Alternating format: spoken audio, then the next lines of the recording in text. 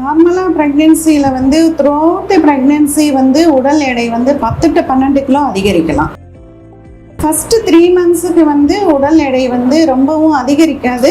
ஏன்னா அது குறைய கூட வாய்ப்பு இருக்குது. நிறைய வாமிட் பண்ணுவாங்க, சரியாக சாப்பிட முடியாது அவங்களால.